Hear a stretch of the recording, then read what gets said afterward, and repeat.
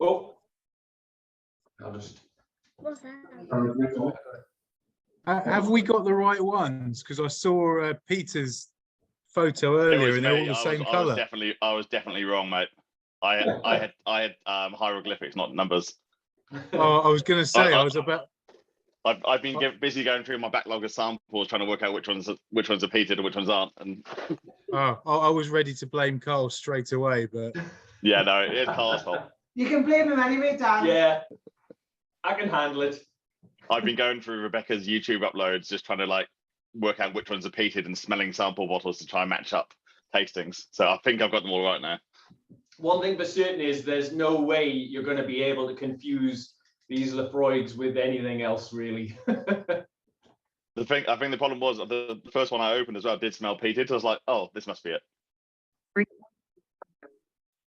Hi, Stuart. How are you doing, mate? Hi, not bad, not bad. How are you? Good, yes, not bad, not bad. Everybody meet one of our newest moderators for the group. Stuart joined and he said, don't make a fanfare of it. So I thought I wouldn't make a fanfare of it. Hey, Stuart!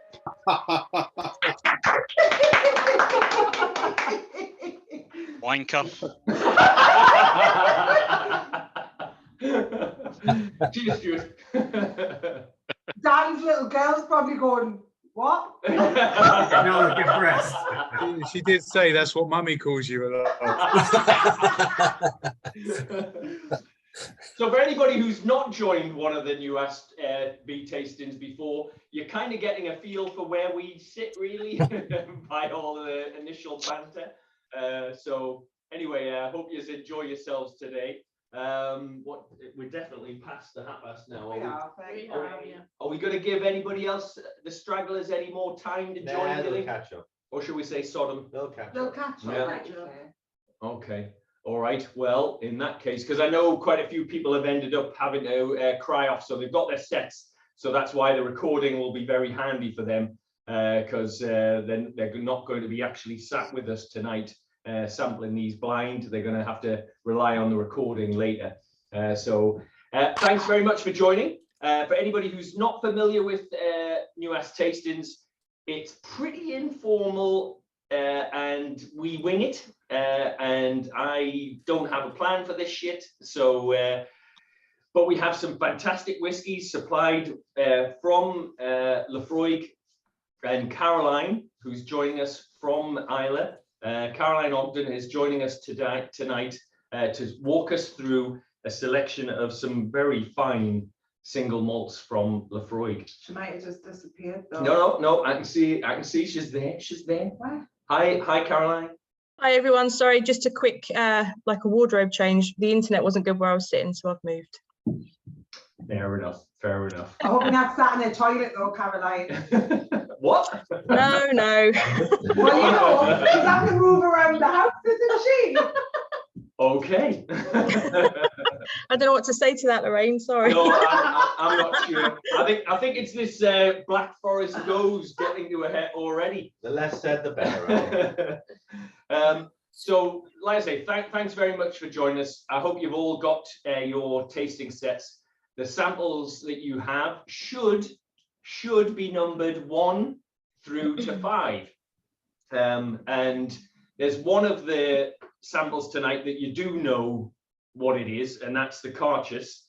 And Caroline will talk us through. But just for anybody who's not joined one of these tastings before, like I say, it's pretty informal. If you'd like to ask a question, obviously, if you're not talking or anything, or if there's any background noise, please, stick yourself on mute. But jump in, if you've got a question, you can either use the chat or just raise a hand and jump in with any questions. And it looks like Neil already has a question. Go for it, Neil.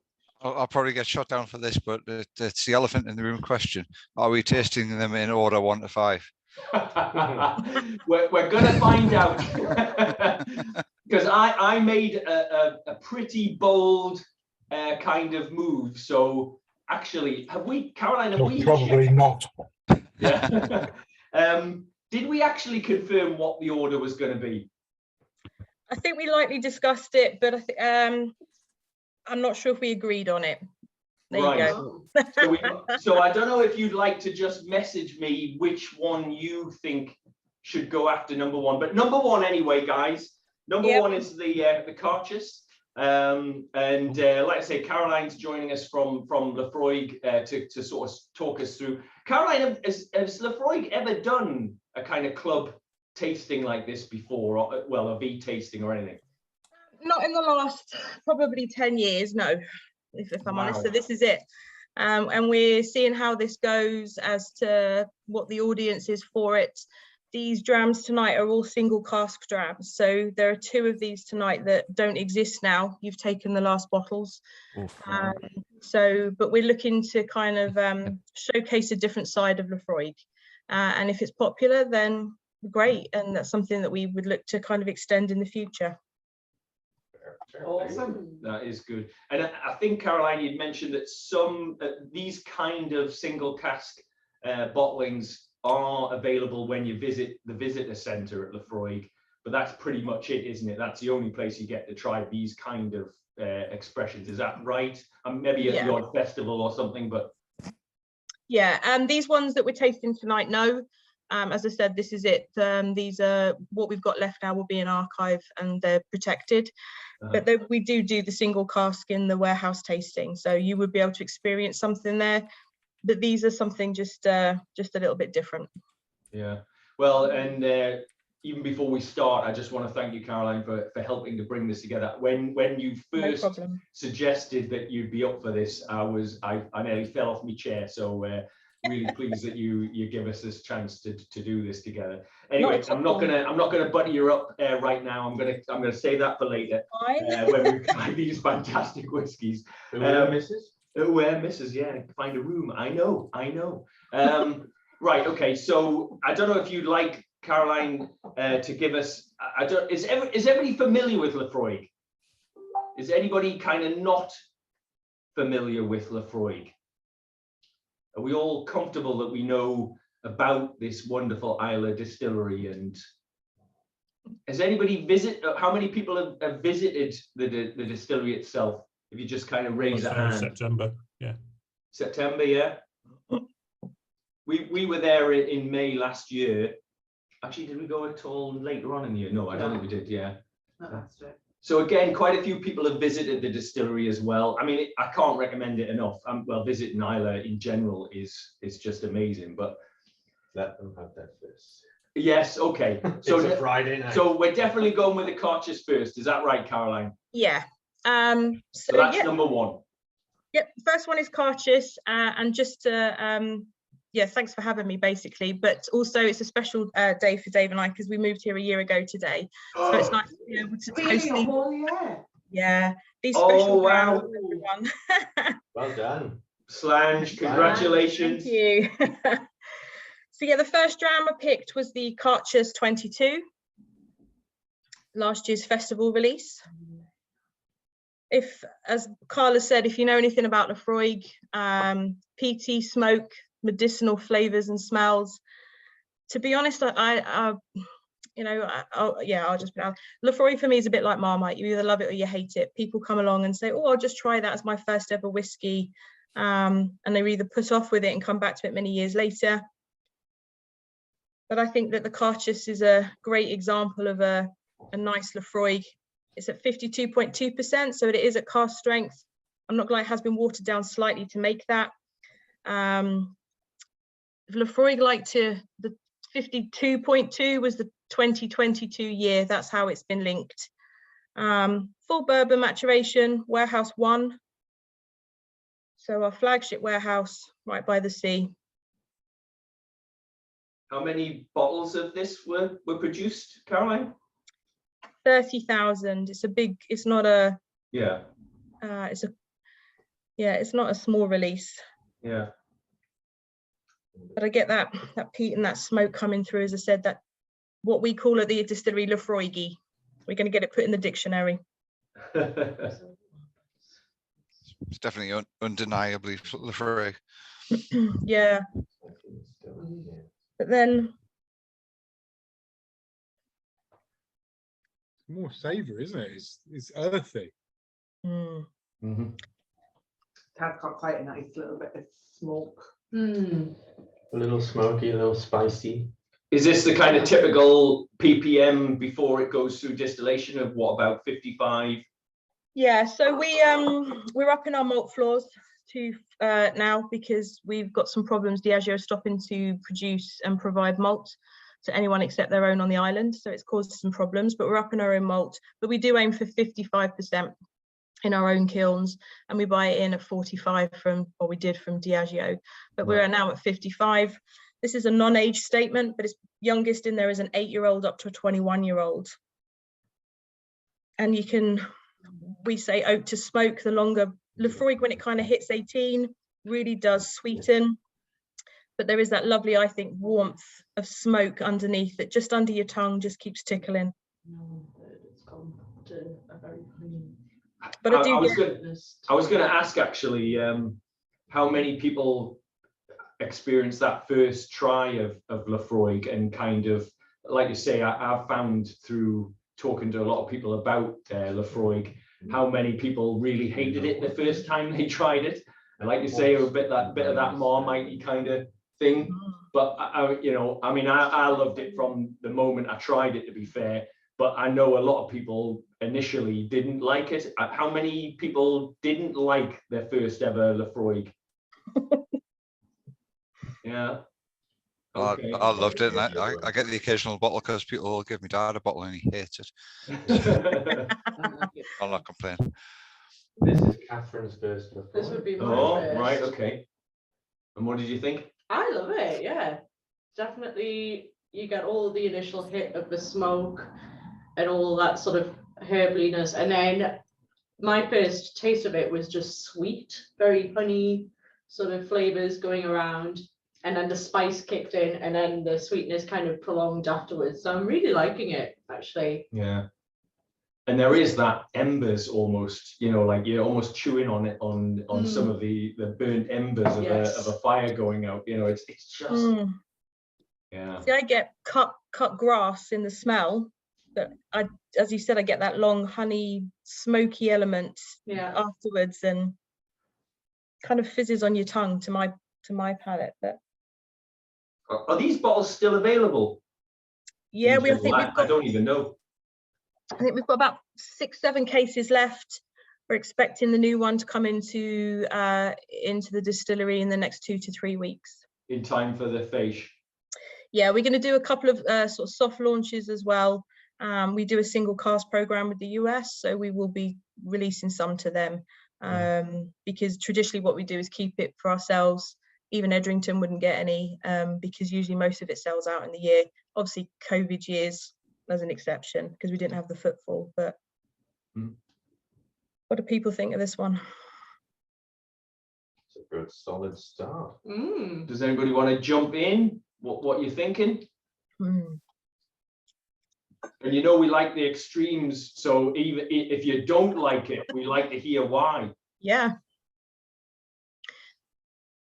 Come on, there's bound to be somebody in here who's gonna get their head above the pulpit here and kind of say, oh, this isn't for me. No one's drunk enough yet. Joe has said sweet and salty popcorn. Oh, I've never had that. Travesty of justice, shouldn't it be allowed? But it works in whiskies. What's incredible? Oh, sorry, go on. Sorry. Go on, Dan. I finished my glass, and the smell of the slightly oxidized dram in the glass is literally pure sort of smoking, burning hay. And it is, you know, like a field that's burning. It is beautiful and creamy. It's so different from the but that's you know, when you wake up in the morning and you try and remember what you drank the night before, and you smell your glass, and you realized it was paint stripper or something, or actually the grain whiskey that I drank, chocolate orange grain whiskey. But this is fantastic, the after note on the glass. Yeah. I'm glad you said that, because what we do at the distillery, we have a nosing panel every fortnight where we experience and test our new make.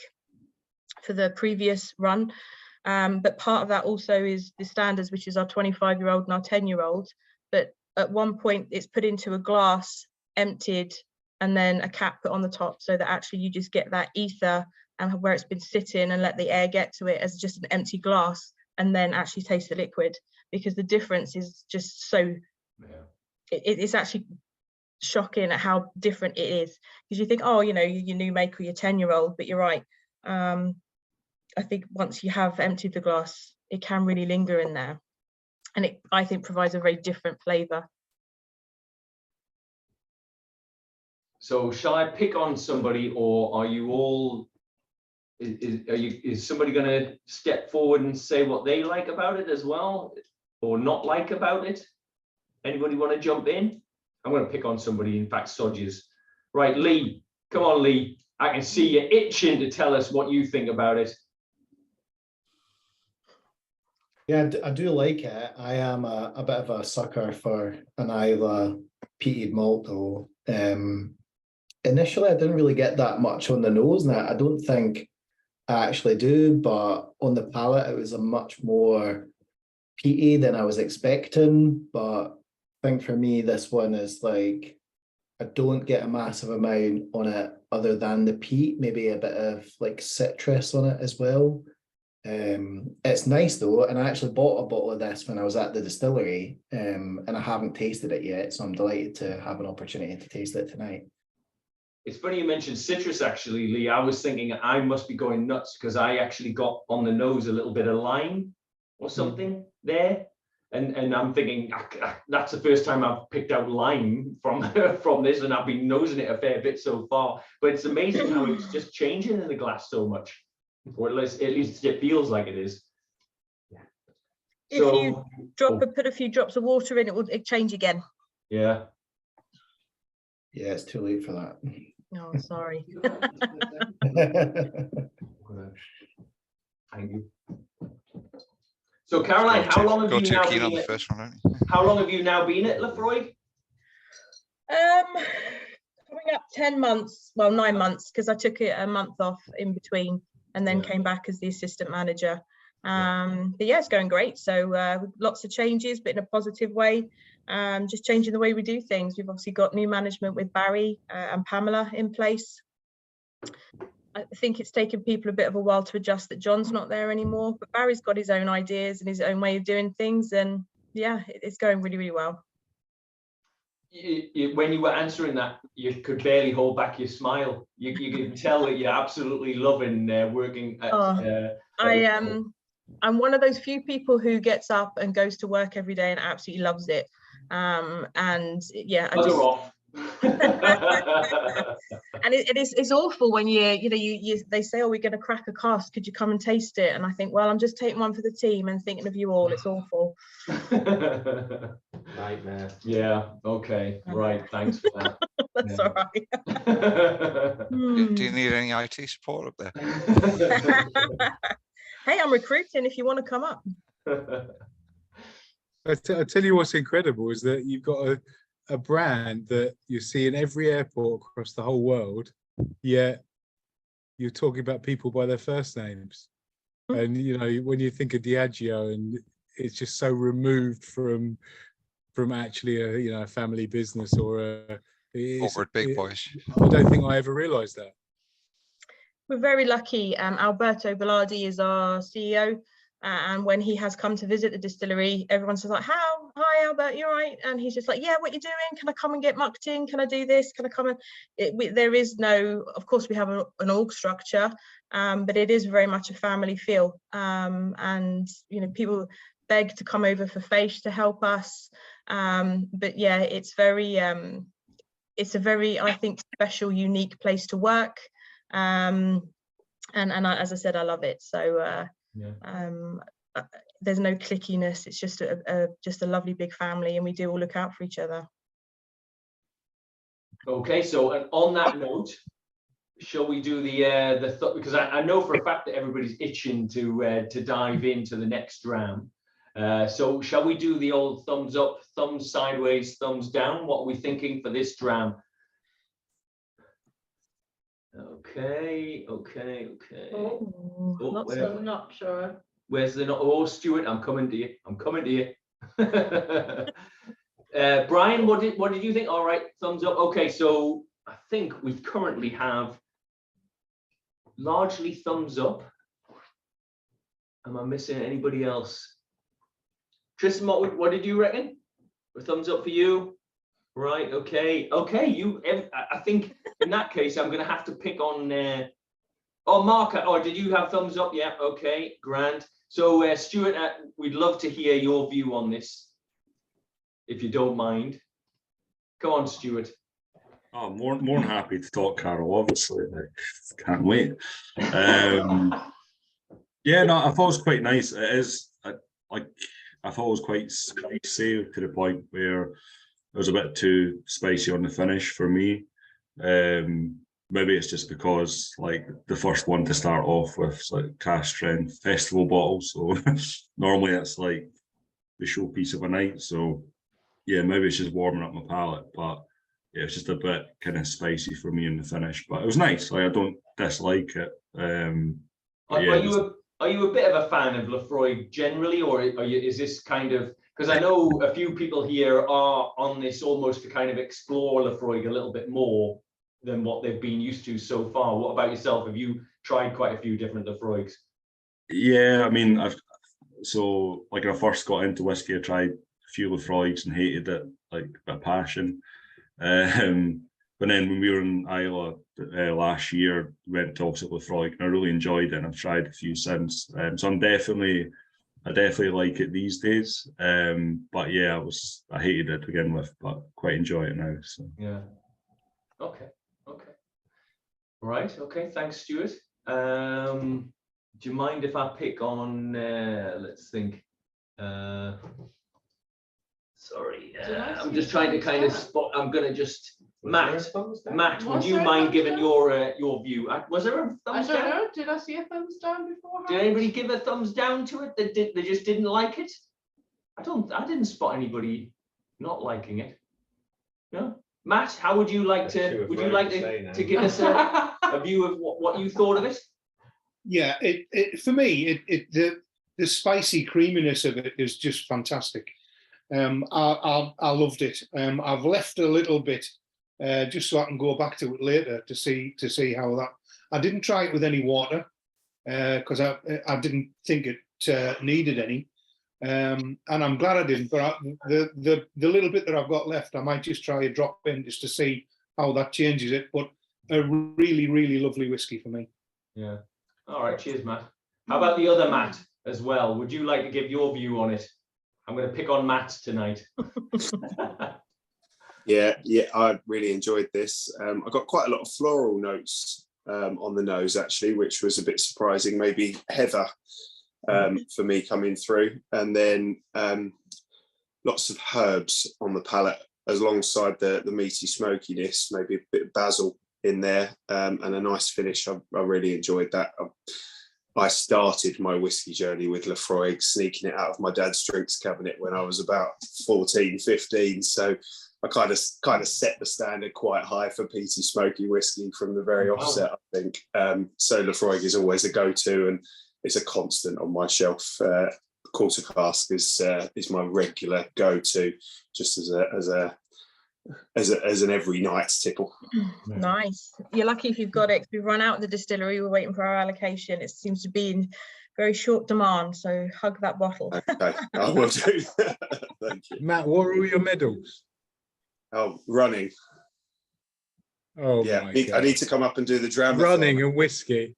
I need to come up and do the dramathon up in Scotland. I think that's my next aim. Come up there and a marathon and you get 6 drams of whiskey as you cross the finishing line. So yeah, that's like Cole's lanyard collection.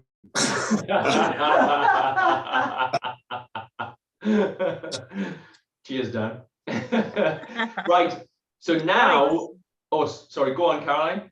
I've sent you the list on Messenger. Right. Okay.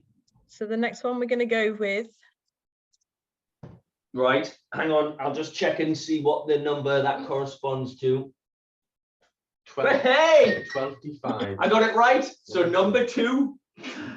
Wow. It's only the second one that he's got right though, guys. I know. Even if the stop clock's right twice a day. Calm down. There's you, Lorraine. Come on. Now that's really interesting, Caroline. I'd love to once we've done the reveal on this. Do you want to do the reveals at the end, or shall we do them after each one? I'm happy to talk it through while people are drinking. I think it's just I didn't want to give out all the information at the beginning. Yeah. Just because, and so this is known to us as Cask 5172. It was bottled in 1999, so it's a 23-year-old bourbon, full maturation. It's 53.2%. And this one, I think, is a very special dram for a 23-year-old. It was bottled in 1999 or distilled? Distilled in 1999. We took it out last year. Yeah. So all of these drams were taken out in 2022. Sorry. Oh. That is beautiful. That is stunning. There's a really interesting aftertaste to it. That is. Yeah. Now, Caroline, when you've just went and told everybody all the information about this. No, sorry, yeah. It's just sometimes when you give everyone at the beginning, they kind of form an opinion on them. What I think is special about this dram is where it's been placed in warehouse 10. And if you've ever been to Lovephroaig, the numbering of the warehouses, we've got 1, 4, 7, 9, 8, 10, 10A, 10B, and 11. I don't know what happened to the ones in between. Maybe everyone had too many drams. But I think this is very special. It's been in the middle of a rack warehouse for 23 years. Like orange sherbet on the nose. Damn. That is good stuff. Sorry, Ross, we didn't quite catch. I don't know if others didn't quite catch what you just said there, Ross. Go for it. I said I got orange sherbet on the nose. Orange Beautiful. sherbet. Now, see, I get mint. And I get a slight mint on the palate as well. Yeah, I do on the palate, not so much this. Some caramel. Yes. Got a little bit of orange, a little bit of caramel. Oh, I could sit and nose that. I haven't even tried it yet. The nose on that is just. It's if you try and warm it up in the glass as well, it will transform again. This is a very. This one we've got a few bottles left that we are behind the bar, but this is a very what we call it the transforming dram for such an old whiskey. As I said, the ABV is not bad on it still,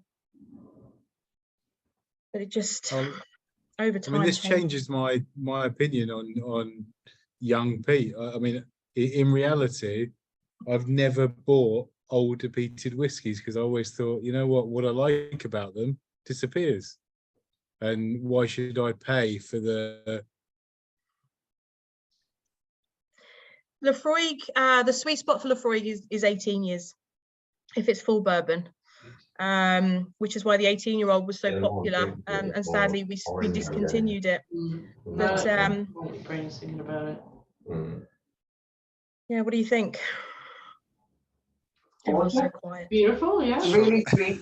Sweet Very and creamy. sweet, creamy. Zesty. It's like sweet and citrusy, and doesn't have the spiciness that the first one had. It still does, but it's so much more delicate. Yeah, it's and a not lighter spicy. Yeah. Yeah. Becca there just said donut. you get that peaty Laphroaig hint right at the very end. Quite oily as well, isn't it? It's got big legs. It almost doesn't even taste or smell peaty to me at all. It's very much more delicate. So I think it's got a nice long finish to it. yeah. Wow. I'm not just getting citrus, but definitely sort of kind of a forest fruity, sort of raspberry sort of thing on the end. Like a peach Melba or something. Because it's funny, like Joe's saying more like herbs and more that meaty, like an earthy sort of. I'm not getting that. No, I'm getting all fruits. Yeah. Personally. Which is why I picked this one, because it is obviously all whiskey is subjective, but it's so different. And when we as I said, get the opportunity to taste these at work and with the team, I don't think we very rarely have 2 or 3 the same, because everyone just with this one just picks out so many different flavors. I think it's just a very interesting and unusual dram for Laphroaig. Yeah. Tim, what are you thinking? Do it. I don't know what Rebecca means. On the palate, Henry barbecue peach. What's Henry? It's all right. A man of few words.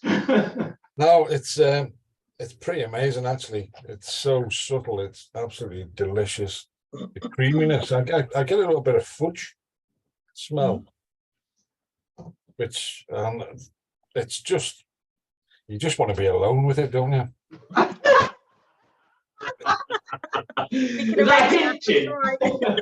Turn your camera off, we won't know anything.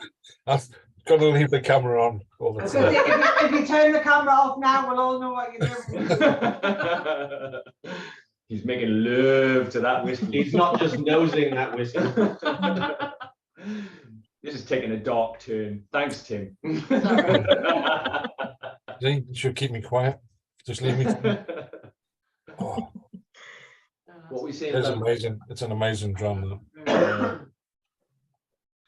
I would say that I found it a bit like standard, as bad as, you know, like the previous one we've just had was very light and very drinkable, especially for PT whiskey. And I was thinking this wasn't stand out. I'd actually say if you're struggling with it at all, I've just added a couple of drops of water, and now I'm getting like the candy flavors. I'm getting like that sweetness. Definitely add a couple of drops of water. If you're a bit one way wishy-washy one way or the other on it, because it's really saved it for me. I really like it now.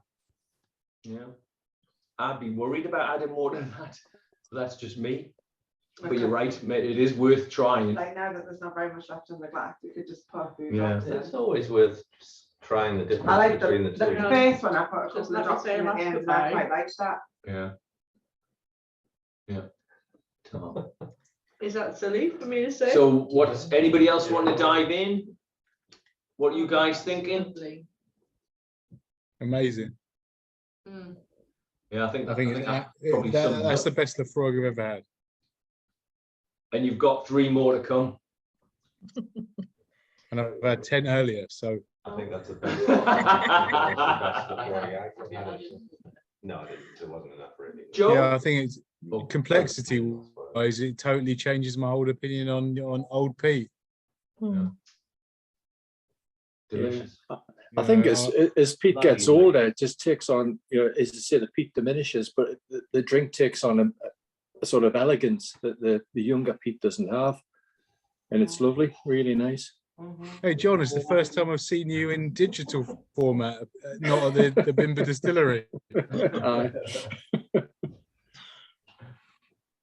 That's lovely. No, That's my name. delicious. So yeah, you must apologize for my pronunciation. Is it Rohingya? You'll have to forgive my pronunciation. Rohingya, is that right, guys? Yeah, I probably got completely. Someone help him out. Someone help him out. Well, no, that's the surname, is it? Mahilda? Guys, would you like to have a quick word? What do you think of this? Thumbs up. Thumbs up. Yeah. Thumbs up. Yeah. You liking it? Thumbs up. Yeah, very good. Sure. Very good. Pretty surprising for Laphroaig, and the smell is just so complex and very interesting.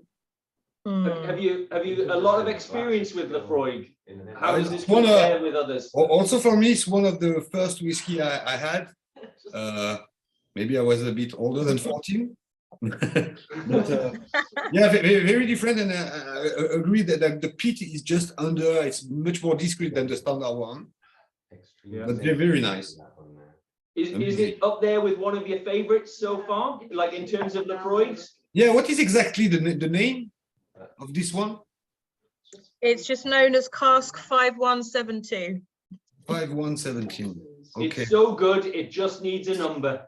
5117. Okay. tell you, the first two that we've had were Jim Beam casks. Brioche. Yes. So Jim that's Beam. very strong bourbon element that just to help with that, because they are just full bourbon maturations, just to give you that little bit of background. I think that, you know what, in reality, the cask, I don't think plays any fiddle in what we're tasting, which is great. Okay, good. I think it's spirit, and the spirit is beautifully complex. Have Yeah, I think anyone you- tasted the new make at Laphroaig? Yeah, I was quite lucky. I was there in September. We got to try some of your unpeated new make. Yes. So that was very different. Not the best remake. Unpeated You're one of the very Laphroaig, few who's there. ever heard of that? New makes, not Is anyone coming over for Faish? favorites is our bag. Then you make. Ooh, Really lovely. I'm Same. kind of toying with the idea, to be fair, Caroline. I don't know if anybody else is thinking about getting over there. I tend to avoid the Faish, to be honest. I tend to go when it's quieter and you can have a bit more time with people and things. But I would like to, it's definitely on my bucket list. I definitely want to come over before I snuff it.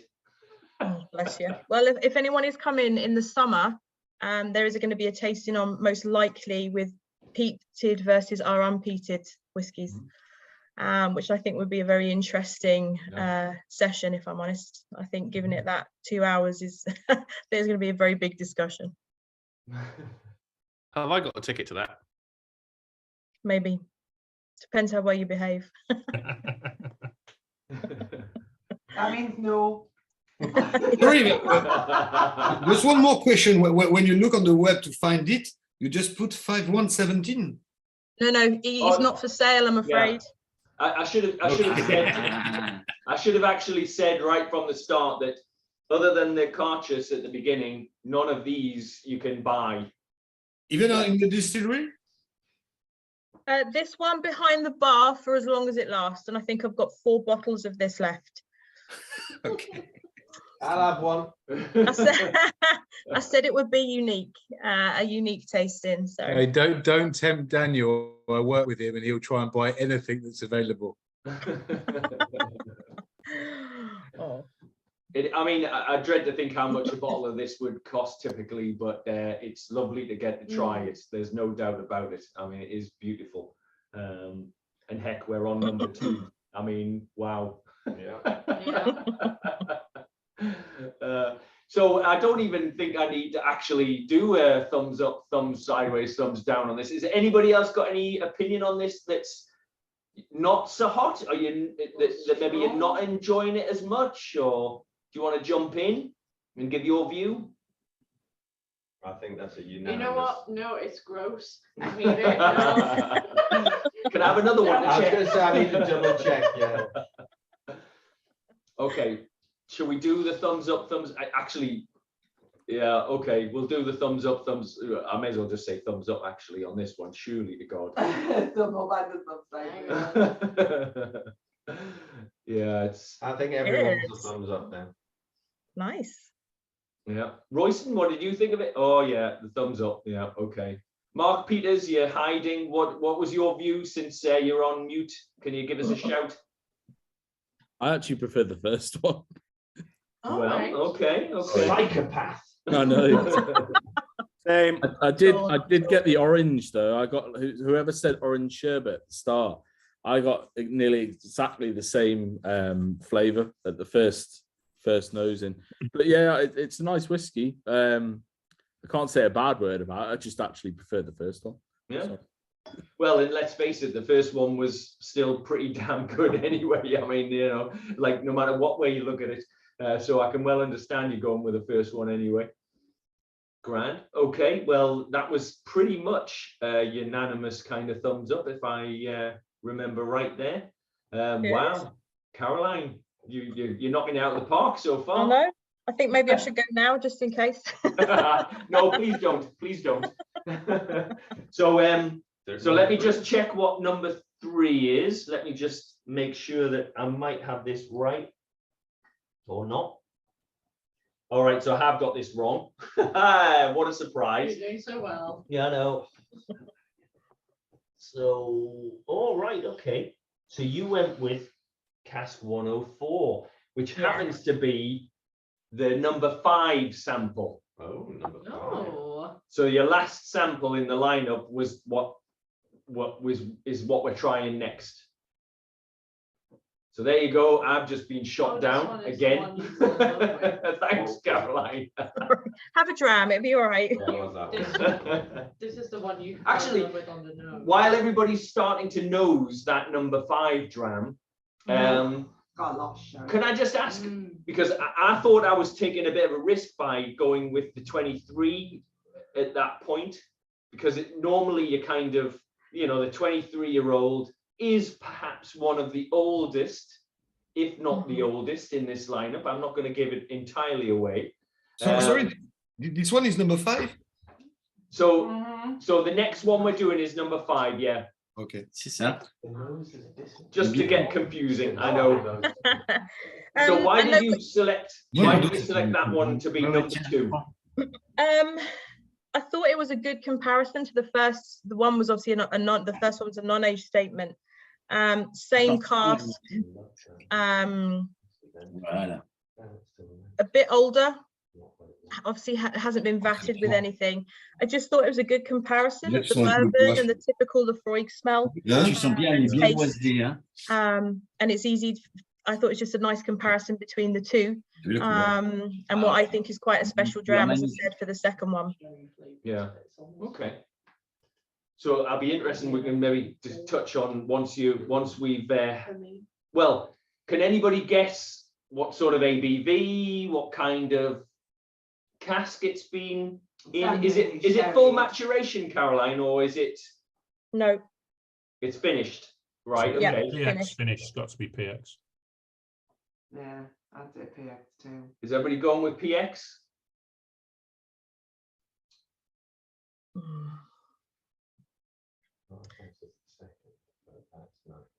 Oh, you see, I'm loving that Got a nose. huge finish. Yeah, I'm loving the nose. Very sherry, big sort of port. Oh, so we've already got Andrew's reckoning it might be Olorosso. I agree. I think it's Olorosso too. Yeah. Mark said Olorosso too. Wait, hang on before I do. Make up my mind. Try anything twice. Oh my God.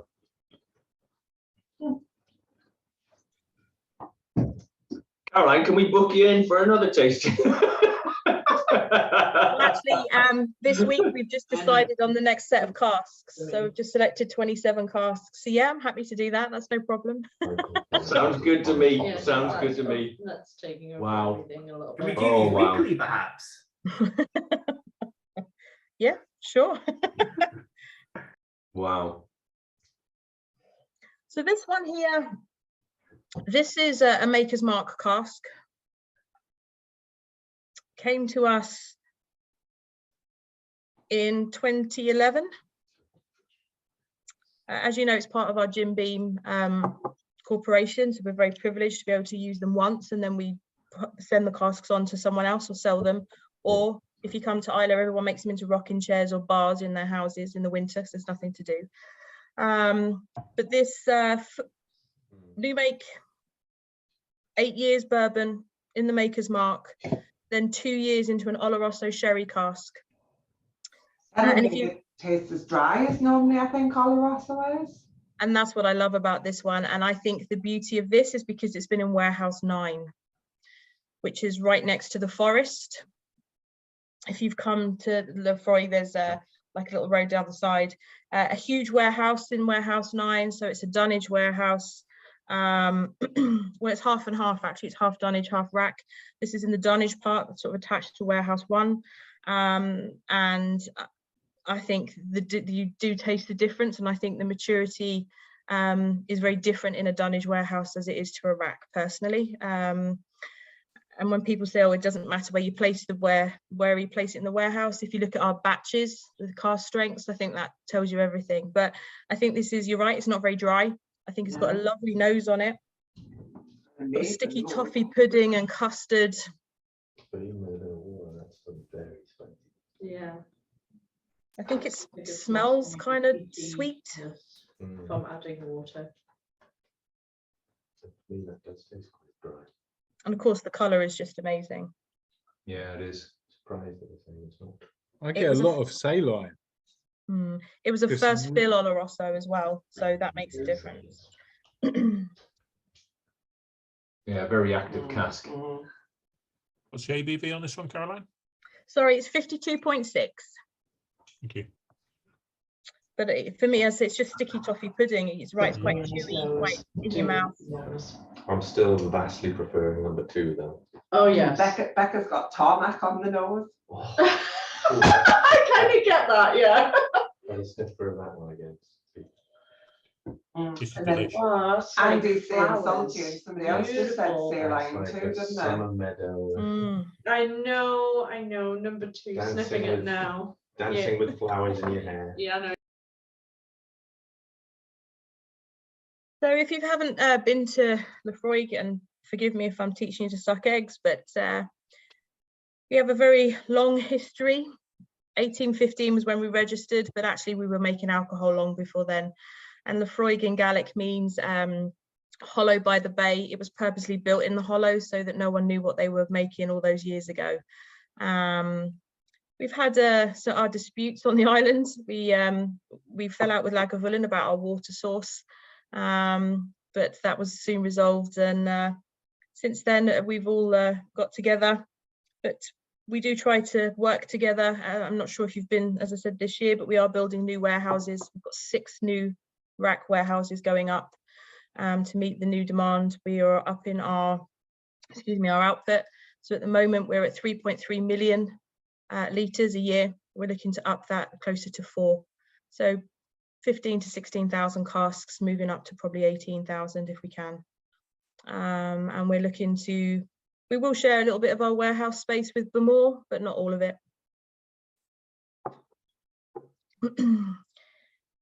Caroline, if I may, on the previous one, you called it Cask 5172. What cask or name have you kind of given to this superb dram? This is Cask 104. And if you had to, again, sorry for taking over, Karl, tell me sharp if you need to. If you had, these ones aren't available, which is really saddening.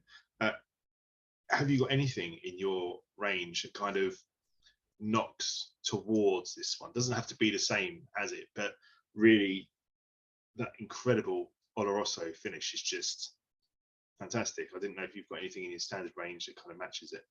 The 10-year-old sherry is finished in an Oloroso, but has obviously got that what we call the slap in the face or the kick in the crotch of that 10-year-old. It might be something you like or you don't. I'll be honest and say I don't. If not, last year's Cardeas, the 2021, although it's a PX finish, it's very similar to this one. And if you can't get that because they're only on auction sites now, because we don't have any left, then I would say the PX travel retail cask, if you can get your hands on that as well. Yeah, I was just going to say the PX travel is absolutely, out of this world. I love that, and it's a very reasonable price. It's very sort of well priced as well, so you can get to try it, and it doesn't have to break the bank. Well, if you come into the distillery, we're going to start selling the travel retails, the 1815 Legacy, PX, and the Anchor and More actually in the shop as well. And I think there's 4 new releases. There will be distillery exclusives just for us as well. And the More is lovely as well. That is a lovely. Yeah, which is surprising because it is finished in a sherry cask, and a lot of people don't think that just from the colour. Yeah. But I would probably go with the PX or last year's Cardeas if you can get hold of it. Yeah, fantastic. Yeah, thank you. I've got a friend who lives in Spain, so he's not getting back into the country unless he brings one with him. So yeah, thank you. That's right. If you get stuck, let me know, and I'm sure we can find something and help you out. Oh, that's grand. Thank you very much. No problem. Can I ask? When I picked these up, I asked Karl the same question, which was, where does all this whiskey go? Because if you don't bottle it and you sell samples kind of, or a few bottles in the actual distillery, what market is there for what you're producing, or are you blending it, or what are you doing with it? So these casks here every cask has a plan. Some of these had a plan but didn't fit what we wanted. So maybe we tasted them, or the master blender Ron at the time would have tasted it and thought, no, that's not on track. We need to change whatever that is. And usually with sister casks and things like that, it usually just ends up being one. That's, as he says, he had 7 daughters, and he said there's always one. And he used to joke about it. So we would just move that to the side and put that onto a different track and plan. If there's one, we're not going to send that off to be bottled, because the labeling and everything else at Springburn would just be too expensive for us. So what we do, we check that we're happy with it. We then just bottle it ourselves. And I'm sure Karl can show you the labels. They're literally just printed out on the printer. They're nothing special. But if you came to the distillery, we would have some of those behind the bar that you could buy per the dram, or we just use them for executive tastings. So if you wanted to come and meet Barry and go into the lounge, you would be taken up there, and we would bring out, some of these. And we take them to whiskey festivals, or send them to people, or do things like this, really. Yeah. It sounds like we have a lot of them. We don't. Very rarely, to be fair, if you look at the percentage, because most of them are already taken. And as I said, they usually follow the plan. As I always say, we don't want to change it. We're getting good at this now. We've been doing it for a little while, just 200 years. So if it's not broke, don't fix it. But that's Caroline, I know that obviously a lot of distilleries have that kind of allocated and then unallocated casks. And it's the unallocated casks that are often the ones that you can play with, like you say, and kind of make available to other things, whereas the allocated ones are going to whatever core range or whatever. That's sort of there's a plan for those. There's always some that fall into, like you say, that aren't planned or that are unallocated. Do you know roughly what sort of percentage of casks you might have at any point that are kind of unallocated? Is it really very small? Is it like less than 1% or something? Yeah, very, very small. Yeah. So all the good stuff is usually in warehouse 1, warehouse 7, or warehouse 9. Because it's closer to us. Barry likes to go around and tap the casks. We don't turn our casks. We like to think of them as children. Once they're in, they're tucked in, they're not moved. So if we were to taste them at the different stages, particularly for a 10-year-old, 3 and 6 years is usually the times. They're literally pulled out and not turned, just brought down and then tasted and put back in.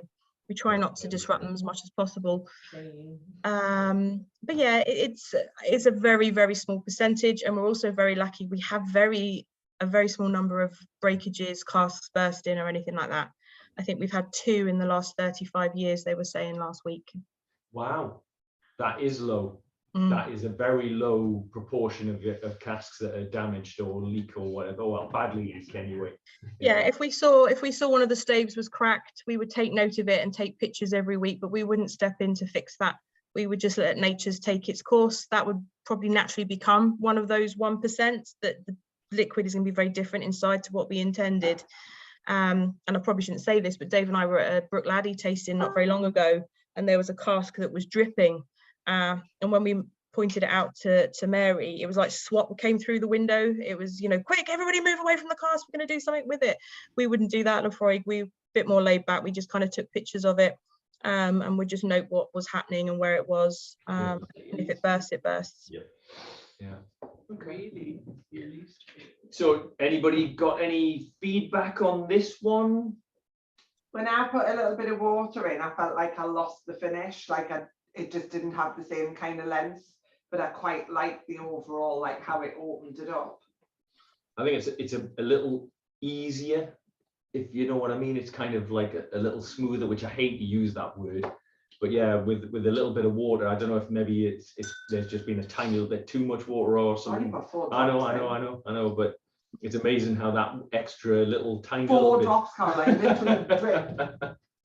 Okay, I'm gonna shut up. What's anybody else thinking about on this one? Is this one who's reckons this is their favorite of the 3 so far? I quite like it. I always like well-used Olorosso or port or whatever cask. I always love it because I always feel like it's a flavor. Do you know in a film where someone smashes a stool over the back of someone else? That's kind of like what I like done to my taste buds when it comes to whiskey. It's got like the new ones. It's got like all the different flavors. but I do like how it's just got that very present bam to it, and that bam stays around, which I like. It does, doesn't it? I think it's a dram that when you swallow it, you can feel your windpipe warming up as it goes down. You think, oh, that's good. Yeah. Anybody else want to dive in, or shall I pick on somebody? Joe Lawson, come on, Joe. You tell us, what do you think of this one? Oh, you're still on mute there. I just said your name just to catch you out, Joe. Oh, she's out there. You're out now. That's better. That's better. This to me isn't. It's not definitely not a typical Laphroaig, is it? No, it's not. No. If I was having this in a truly blind tasting, I hate to say this, but I'd probably say it was an Ardbeg. It's because they do a lot with sherry, don't they? So, but this is really nice. Again, it's got that subtlety that a lot of people think Laphroaig, oh, it's just the peat.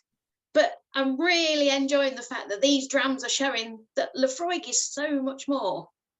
There's so much flavour to these, as well as the peat. This is really nice. I did actually try this one with a few drops of water, and there's a lot more of the sort of dried fruit that you expect with a sherry, to me, came through at the end with the water. No, this one's really nice. Good. Liking this one. Thanks, Joe. So I'm guessing that you liked it. Oh, definitely. Good. Becca, what are you thinking of this? I've actually been smelling number 2 again because I've still got half of my dram left.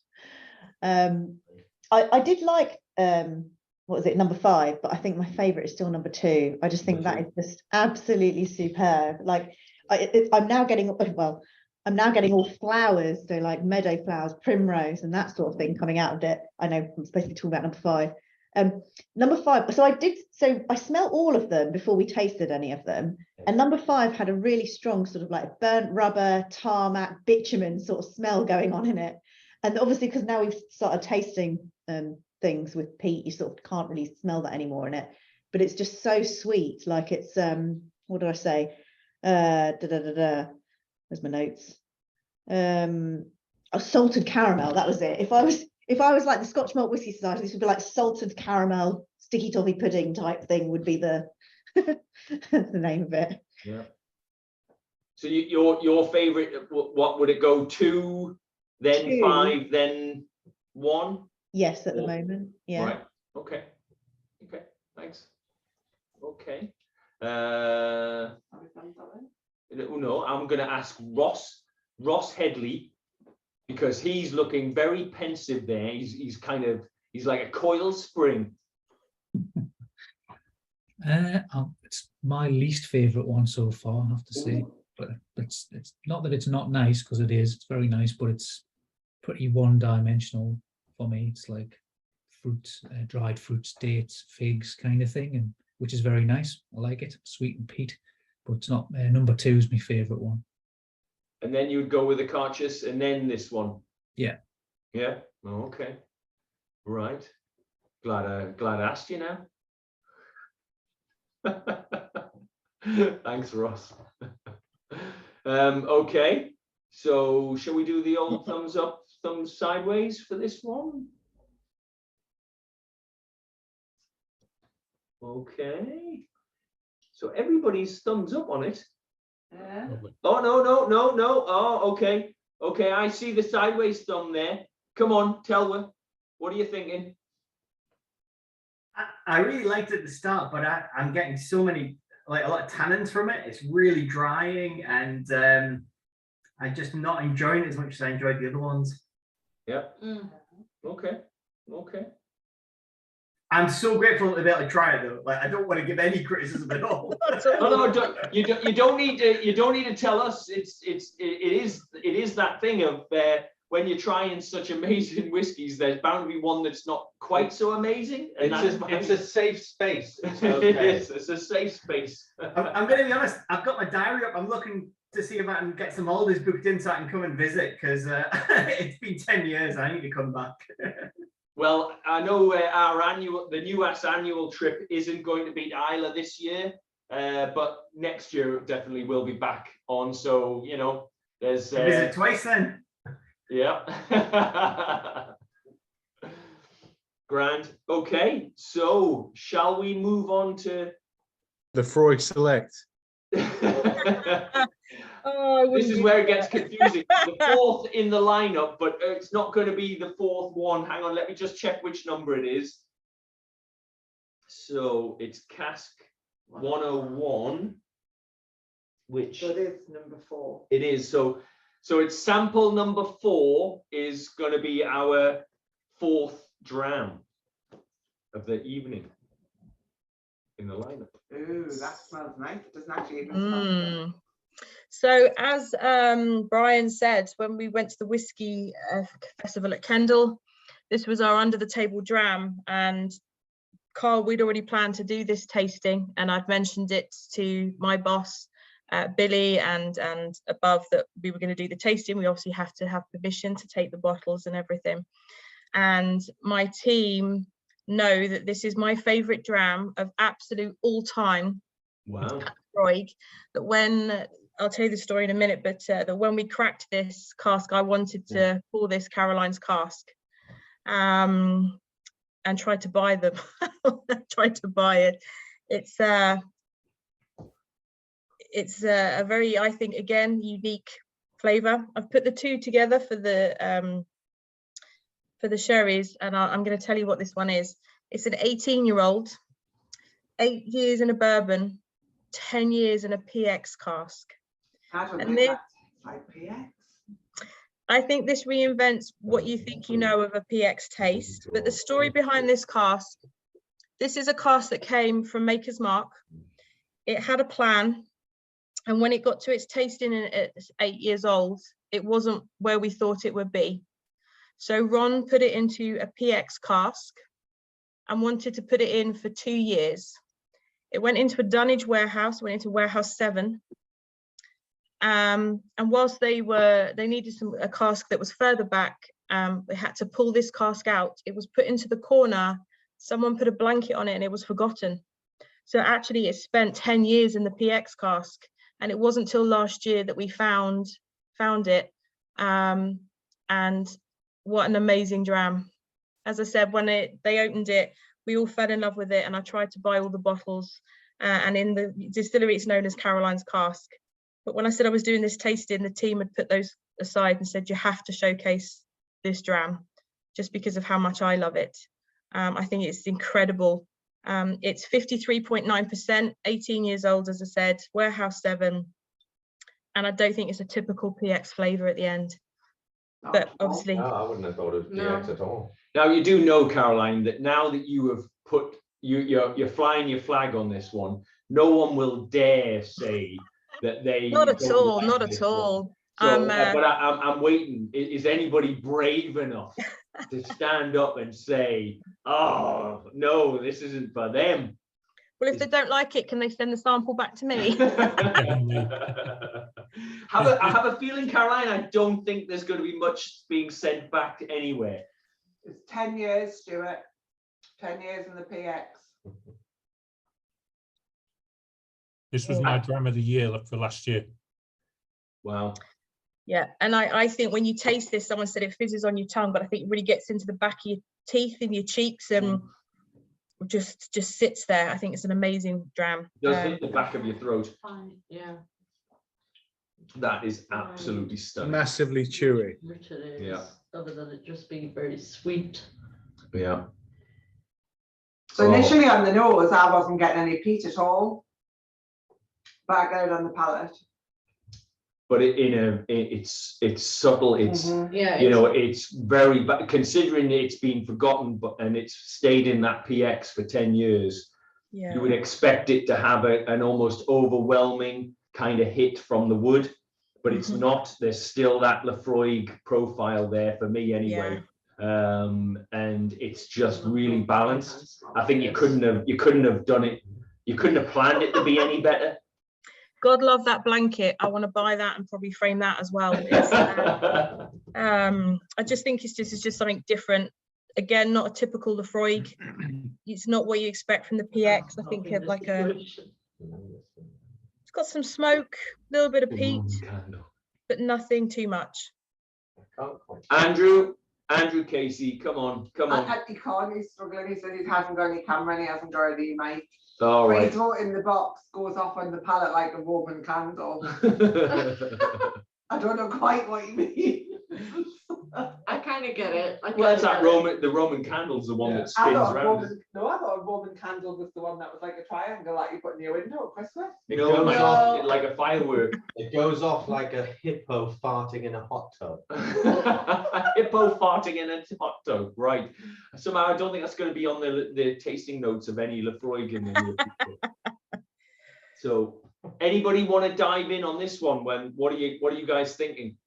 Look at Ash. Andy. Look at Ash. That's bloody real. Ash is in front of. Ash is massive. He's even getting in the way of Dave.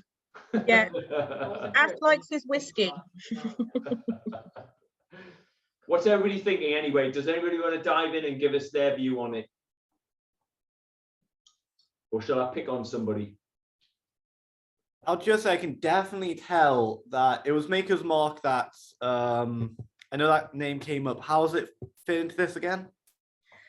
Because we're owned by Jim Beam, Maker's Mark is part of our umbrella company. So we usually get most of our bourbon barrels from Jim Beam or Maker's Mark.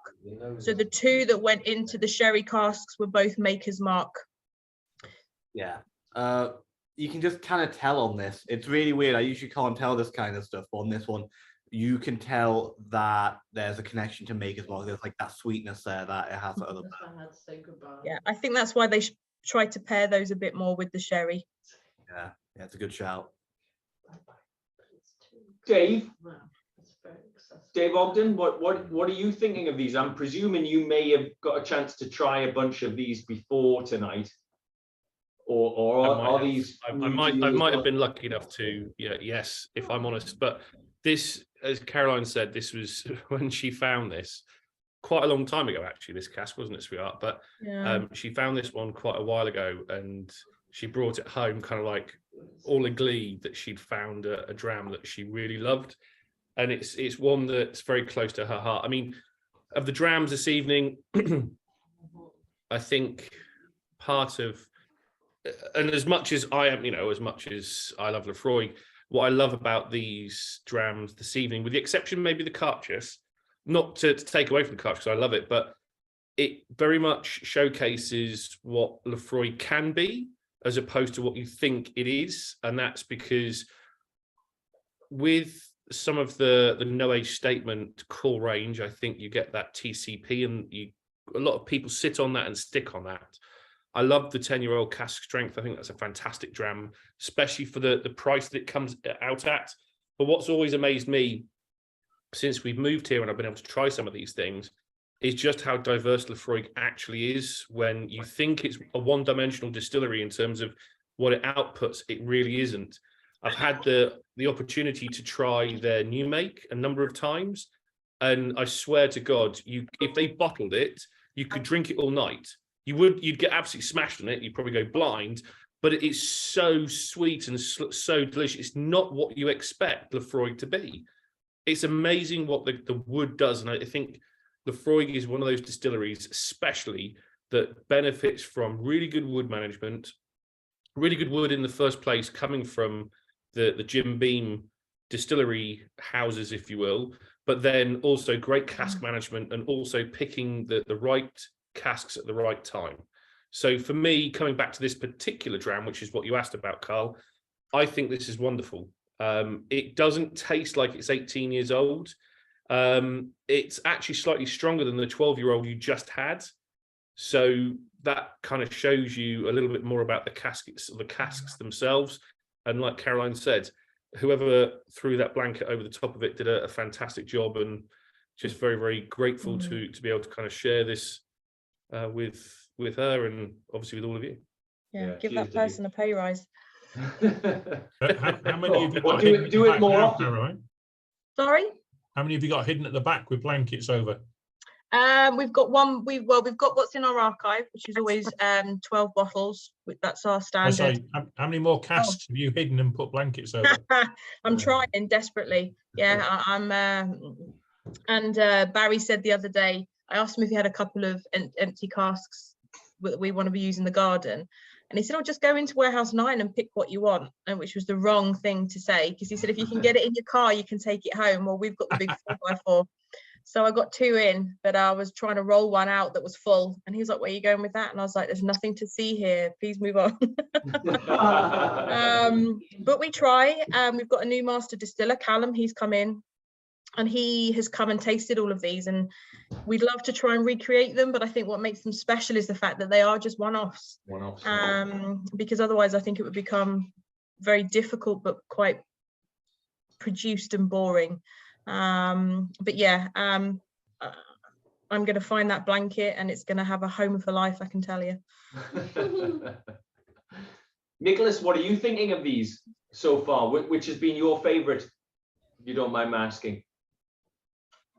Okay, very interesting indeed. If I'm honest, with the exception of number 1, I don't think I would have guessed we are tasting Laphroaig. It's I love it. So far, thumb up to for everything, but I'm super positively surprised. And like I said, you know, somebody said you could think, you know, Laphroaig is one dimension. Clearly, it is not. It is not, and I love it. Yeah. What's your favorite so far? Has it been out of the 4 we've tried so far? Is it this one? Is it the second one, or which one would you say is your favorite? Well, surely the biggest surprise is definitely number 2 in order. Bon, the first one was a classic, and that's the Laphroaig I do like. Number 2 was the biggest surprise. I think I would go for number 2. Number 2, yeah, okay. Yeah. So it looks like that there might be a battle on for which one comes out as the favorite of, you know, on average for the group, and I suspect 2 might be there. But that said, we still have 1 more to go. Absolutely. Thanks, and thanks, guys, for those, especially the new guys that have taken the leap of faith and joined the V tasting tonight with New Asa. I hope you enjoy yourself, and thanks for joining. Right, so shall we do the thumbs up, thumbs sideways, thumbs down for this one? Why are you trying to get us to choose a favorite child? Right. Right. Do you know what? I've done double thumbs up for each one. Oh, that's okay. Lee, I'm coming to you. Lee, I'm coming to you. Okay. Coming on you, Lee. What's wrong with you? What? Right, Lee, come on. Give us your view on this one. Do you know what? I think the first taste I had of it was just like, whoa, this is a bit too punchy for me. And the other one, the Olorosso finish, when I put some water in it, it just elevated it so much. But when I put water into this one, I feel like I've just kind of drowned it. So it was almost just like too much for me initially. Maybe I've put too much water in it after that, but I'm just not really picking anything out of it just now. But again, that might just be how I've treated it. Yeah. Well, Lee, we're just going to have to do another Laphroaig tasting in the not too distant future where you can try some more. I don't know if all right, you convinced me. That's fine. Carl, I don't mean to grasp people up, but I'm pretty sure Neil might have had a sideways thumb as well. I don't know. But there was a jury citing of a sideways thumb. Right. Well, Neil, what was your view on this one, Mr. Absolutely Sideways put my hands. Absolutely put my hands up there. I was yeah. It's probably similar. It was like I did put literally a couple of drops of water in, and it kind of killed it for me. Did you love Prefer it? number 5. Did you love it before you put the water in though? No, I was still prefer. You were still It's struggling? nice. It's really nice, but prefer number 5. No. Yeah. Okay. Say Okay. goodbye to it. Grant. Yeah. Sorry, Stuart Dave. Monroe, do you want to give us your view? Because I've just seen you take a quick swig there. I'm going to call you in twice, if that's all right. Yeah, no, it's They named him twice. no, I really enjoyed it. Yeah, I'm kind of between that and number 2, maybe is my favourite. So Yeah. I would do you know what? I'll buy a couple of bottles. It's fine. It's fine. I'm happy to get some. It's good, you know. I'll fight you for the PX. You can have the other ones. I'm getting on number 2. There would be a fight over any bottles if they were available, I tell you. Grand, okay.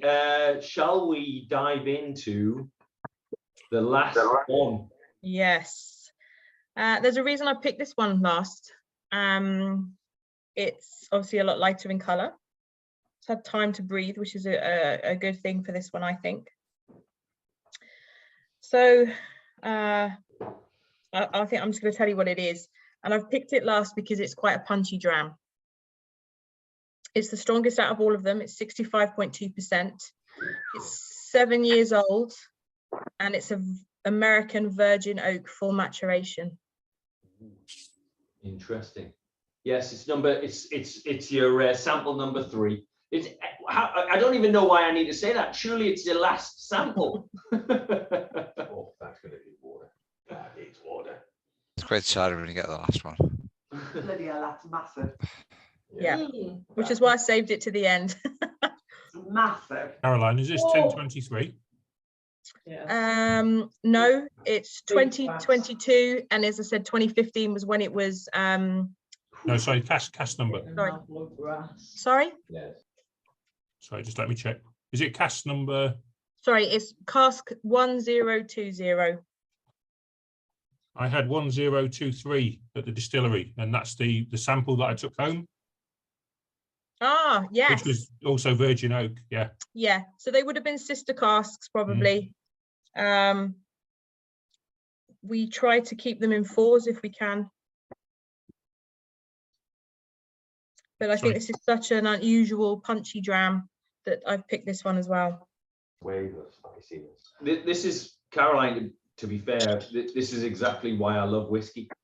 Because this is so strange. It's That's crazy. We've had an amazing lineup so far, but actually this is the interesting one that's kind of leapt out for me. I mean, this is delicious. And it is. Never have said that was a Laphroaig in a million. No, to be fair, I wouldn't have said that this was Laphroaig. Again, it's just, I love it. And Carl, you got very different people, right? You got, I like Sherry and Pete, and you've got, I like cask number 424678 6786. So I mean, it's very, very different in terms of what people, really appreciate. I've never been able to, capture cask differences. I'm just a slight heathen, but I know what I like. And I guess it's John maybe, very tuned up in terms of the cask numbers. It is, yeah. That is lovely. Anybody want to dive in with their view on this one? Yeah. That's what that is. Come on, you've already had 4 drams at least, without any I'm happy preloading. to I think this one, you could easily have put this one. You would typically, I guess, in most tastings, probably put this one up front. It's young. It doesn't have necessarily the profile or the storied history of some of the others, but I think it worked well at the end, simply because I think if this one had gone up first, just given the alcohol content, and it is quite a slap you in the face, I think it probably would have drowned out the 2 sherries and possibly destroyed the second dram that you all collectively had, the 23-year-old, simply because it's going to have kind of enlivened your taste buds to a point whereby everything else would be a little bit dull, if you will. So I think this is the right place to put this one personally. I get tropical fruits on the nose of this. But do you remember when you were young, you used to get the popping corn thing used to put on your tongue, and it used to like explode on your tongue and everything? Do you remember those sweets? You used to pour them in, and it used I kind of get that. I feel that my tongue's Popping alive. candy. Thank you. Yes, popping candy. So, but I kind of feel that that's what's happening with my tongue. It's just exploding and really fizzing for me. This is the only one that I disagree with. Okay. With both of you. I think this is the only one that reminds me of Select. Yeah, we try not to say that word. It's a bit of a swear. Yeah, I know, but isn't that terrible? No, really. I mean, shouldn't we say that as a core range, there shouldn't be something that you don't want to receive as a gift? Yeah. I mean, I'm going to dive in on this one, Dan. I actually no, Carl. I had a neighbour that came over to me and said, Dan, actually he's from Wales. He said, Dan, I don't love whiskey, but I've been given a gift. Would you like it? And he presented it to me horizontally, like, as if it was an award. And I looked at it and went, oh yeah, I love peated whiskey. And I looked at it, it was Lovephroaig Select. And I went, let me go and get you something that I can replace that with, because I know you like other different things. And I reached in the cupboard and I gave him a bottle of Jura. Oh, that wasn't very kind of you. We had a gentleman phone up and said, I wonder if you can help me. I was like, yes, of course, if we can. And he said, my brother has passed away. And we said, we're sorry to hear that. He said, but he's gifted me a bottle of Lovephroaig and I don't know anything about whiskey. Could you please help me? So collectively we got excited thinking, oh, it's going to be, a Betsy Williams or, something exciting. And he said, it says, and he started talking and I was looking at the person on the phone and I knew straight away it was Select. And you could see she was getting excited and then had to temper it and said, oh, that's a lovely dram, sir, but I'm afraid it's not worth anything. It's there to be enjoyed. And we tried to be, middle of the road about it. Yeah. I'm not going to lie, I don't think it's anybody's favourite, the distillery. But we do give it away to the bed and breakfast here and they put it on the porridge in the mornings. Apparently the fruitiness helps with your porridge. I haven't tried that myself, but if it works for us and works for them, why not? See, I'm going to come to be totally honest. Sorry, Carl, go for it.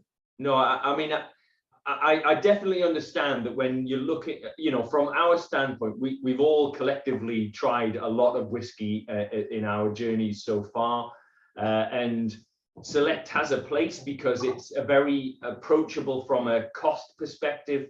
There's no way that you could normally get into a Lovephroaig without starting at a Select. It allows someone to have a try of it. And actually, for a non-age statement, a first starter at Lovephroaig, okay, it's not brilliant, but I actually, I would quite happily drink a Select as a little sipper and kind of introduce it to somebody who's never tried an Islay before, because it is very easy to buy. It's very approachable from a cost perspective. So, I wouldn't knock it from that point of view. But yeah, I hear you. I'd say the best way to describe something like Lovephroaig Select is accessible in every way. Yeah, so is it worth money? It's the accessible one. But it's definitely still got the Lovephroaig profile to it as well. I mean, it's undeniably it's Lovephroaig. And how many times you pick up a non-age it knocks statement? you off your sofa. Yeah. And in reality, I think if I went to Tesco and spent 20 quid, then fine. It's a different crowd, right? But again, I think that if you can make 50 million bottles a year, Select makes a difference. But I think it's a different crowd, isn't it? I think that's exactly it. I should not comment on Select because it's not for the crowd that we're talking to. Yeah. So Let's get back to this drum. So I pull my comment on Select. Caroline, it's there for a place, and it's not this place. Yeah. Caroline, can you just explain when you say virgin oak, we're talking about this isn't even ex-bourbon. It's not had bourbon in at all, is it? It's just an American oak cask they would have used to fill bourbon. Is that right? So we take this from the same cooperage that Maker's Mark use. So I think there would have been whether we call it rinsing or whether it's been rinsed, I don't know. But all I know is that it was just full American virgin oak maturation. So our new mate would have just gone straight into it. There was a bit where, if you remember, where they did it a lot with sherry, they would just set sherry in it for a couple of days, try and get it to soak. There was rumours that that was happening with some of the bourbon casks, that they were just putting the bourbon in it to let it, as I say, we call it rinsing, just to kind of have some flavour. But I've never heard that we've done that at Laphroaig. So I think it has just gone straight into the virgin oak. But as I said, it has come from the same cooperage. We try to stick with the same supplier. And would this have been charred as well? No. No? Wow. It's really nice. Really nice. Yeah, so I left it to last because it is quite punchy. I say my tongue's still fizzing. It's just, again, something very, very different. So for anybody who's interested in sharing what they thought of the drams tonight, I have actually put on the new Ask group a post up for. Well, you get a little poll. Yeah, you can put what your favourite of tonight was, just for anybody who wasn't able to join, because there's probably at least 10 or 12 people who have got sets who will be wanting to watch this later, and you know, if you wanted to kind of spoil their fun and let them know which your favorite was before they get to try them, then great. Like I say, I'll put the poll up on the group so you can kind of jump in and stick what you think was the favorite down there. But in the meantime, I was just going to say, Stuart's done it already. If you want to stick in the chat what you know, your order of from favorite to least favorite, please do. I don't know about, what did you think, Rain? What was your 100%? 2 was your favorite. Yeah. 2? Number 2. 2, definitely. By a long shot. Definitely 4. I'm gonna go with that virgin oak, actually, just because it was so out there and weird. But I did love the PX, I have to say. Caroline's cask. Oh, do you know what? Can still, It's number 2, probably. Carl, can I just ask, nose when on we're number putting our 1. favourites in, are we going to be putting them in the order that we tasted, or do you want them in the order of the sample numbers? The sample number. Keep it real. Sample Roger. number. I'll give it a go. Thank you. I know it's very confusing, and actually, in the end, I did only get 2 samples the wrong way around, did I not? Yeah. Right. So But I think now you know why I left the virgin oak to last. Yeah, definitely. I think the way you've done it is because obviously when I'm doing the decanting, all I've got to go on is the nose and what I know of the bottles, and the cheeky little sips he has of them. I wish I did. It's easier than trying to convert kiss, smiley face in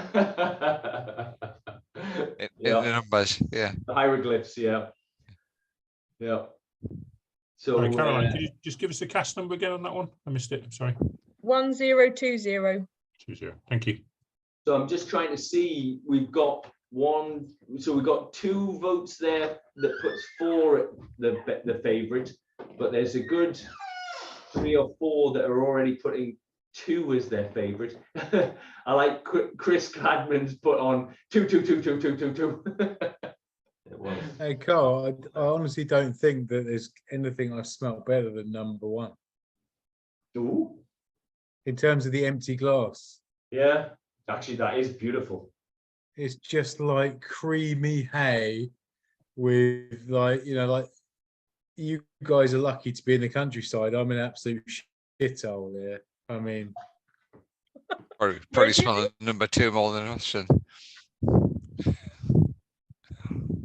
that is delicious. I mean, sorry.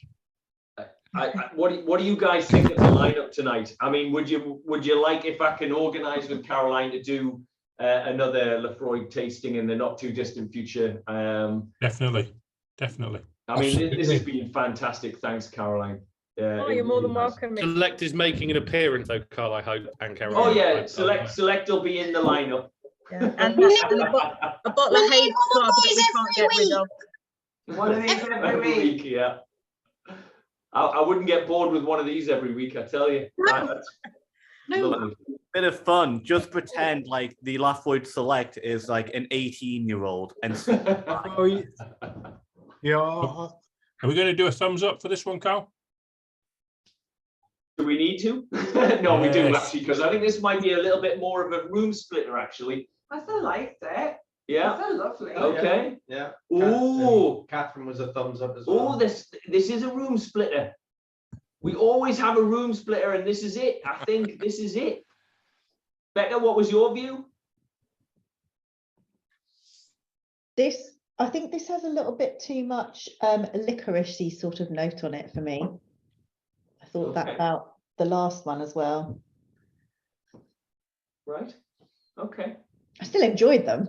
Yeah. Yeah. I generally trust Becca in terms of my tasting notes, to be honest.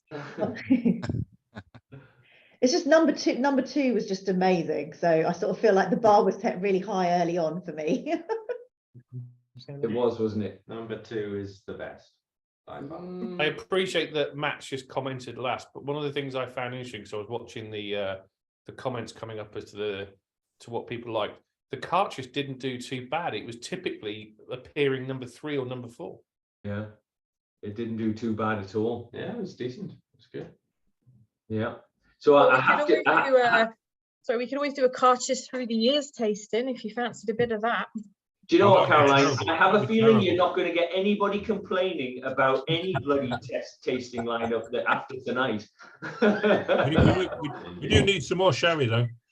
But I have to ask.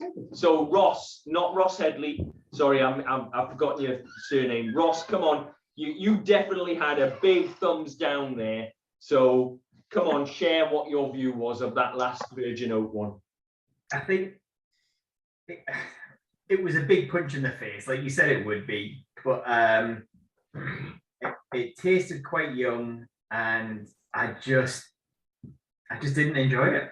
Yeah. Sorry. I didn't like the aftertaste, but you mentioned Select and he had a bottle, so we tried that. And this tasted lovely after that. Fair enough.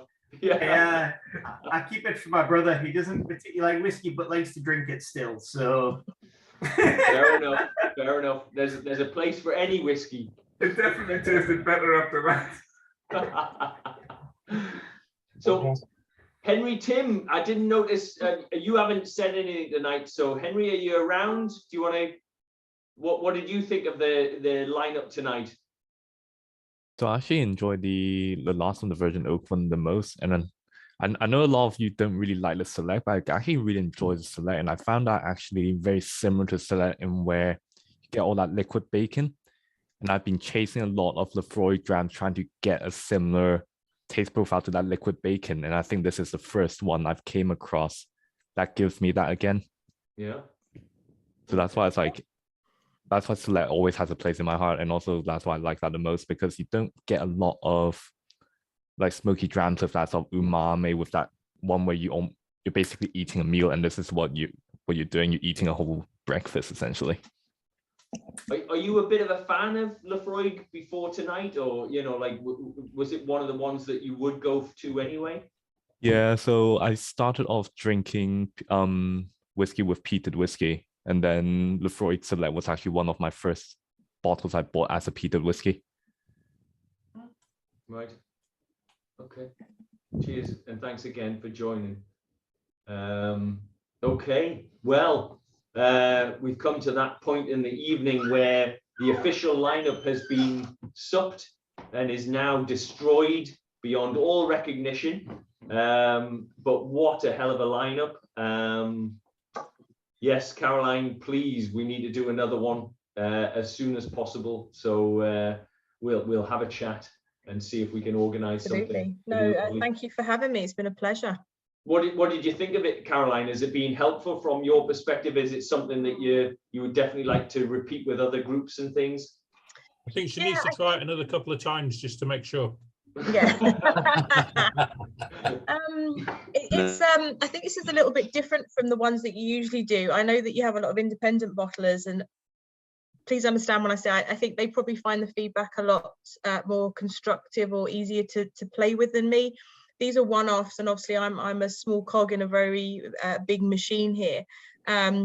Whereas if you're an independent bottler, you obviously have more control over what you're doing. But I love the fact that everyone was like, oh, that's not typically Laphroaig, or, you know, that's not what I was expecting, and that's not what I was thinking. And that's exactly what I was hoping for from tonight, that people would see a different side to Laphroaig, because it's not uncommon that we go somewhere and people say, oh, you work in a distillery? Yeah, where do you work? Laphroaig? No, I don't like that. It's like, okay. So it's nice to be able to showcase something completely different. Of course, I would love for like Caroline's cask to go out on sale. I would probably buy it all and bankrupt us, just telling you now, Dave. But there's, as I said, there's lots of changes. There's lots of different ways we're now experimenting with liquid. We've got a 40-year-old coming out, which is absolutely fantastic. Ian Hunter 4's just gone out, again, a very different dram. We're going to have these exclusive distilleries releases, which are very similar to these. So if you're around, or you want to experience that, pop on down. But yeah, as long as you've enjoyed them as much as I have, then that makes me very happy. And Caroline, I mean, is there any way that we can help? Is there ways in which we can give feedback to help the argument for doing these kind of things again more in the future, and actually sort of, encouraging Laphroaig and the management and all that sort of thing to actually sort of release these kind of single cask releases to us? I mean, sort of absolutely. fans. If you can just send me your feedback, and then I can forward that on to Callum, our master blender. He's always keen to hear these things. And I said, Ron was with us for a long time. Fantastic gentleman, learned so much from him in the short space of time that, we got to see him. Callum's a lot younger, got different ideas, but been his apprentice for quite some time. Obviously, it's not a 10-minute job, it's about 4 years of shadowing. But he's keen to look at things, we have to move with the times. Of course, we'll keep our tradition and history, that's not going anywhere. But when I was a kid, your granddad drank whiskey and your nana drank sherry at Christmas. Now, youngsters are buying whiskey and investing. And so we want to cover all markets. So any feedback would be great. If you'd love to do another tasting, I've got plenty of ideas of not the core range, but stuff that we obviously have to get permission for the archive. But yeah, cartridge tasting maybe over the years or the decades would be a nice one. Maybe a 60s, 70s, 80s would be nice. Yeah, blinking anything, brilliant. I don't know if anybody has any last sort of comments. Obviously we stick around, so you're welcome to stick around as well. We have a little bit of a V pub if you've got a whiskey or another Laphroaig Select sitting around. I had a question.